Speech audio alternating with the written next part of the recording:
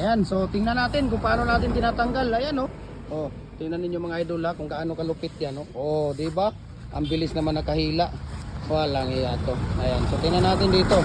Ha, tingnan natin oh. Ayan oh. Tingnan mo. Napakaganda oh, saglit lang bro. Huwag ka munang magano diyan bro. Ayan oh. Tingnan mo ha. Oh, napakaganda no. Ito po yung tinatanggal nila ngayon lang oh. O sige, tanggalin niyo pa yung isa. Okay. Ayan. Okay. Ayun, napakaganda. Ayan kung makikita ninyo, 'di ba? Ito po ay 4x4 by 6 feet. Yan po ang haba niyan, 4x4 by 6 feet. So, ayan, lagay niyo muna yung mating dong. Lagay ka muna ng mating. Tingnan natin kung paano nilalagay yung mating. Ayan. So, muna tayo. Mating, ayan. Mating muna tayo, mating. Okay. Lagay yung mating. Ayan, yan po ang nagpapatibay ng ating fence concrete post, no? Tatlo ang nilalagay natin na kabilya dyan, yung deform bar natin sa loob. Tapos pag 6 feet, 6 po yung nilalagay natin na stirrup, no? Hindi kagaya sa iba, 2, tapos 4 lang yung stirrup. Sa atin pag 6 feet, 6 ang nilalagay na stirrup. Pagka 7 feet, 7.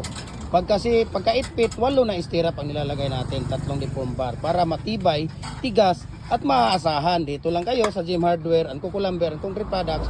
Ganito ang brands. Ayan, sa lahat po ng mga concrete products, dito lang kayo. Wala kayong ibang hanapin pa. Gem Hardware and Kukulamber Concrete Products. Ayan. So, God bless at mabuhay po tayong lahat.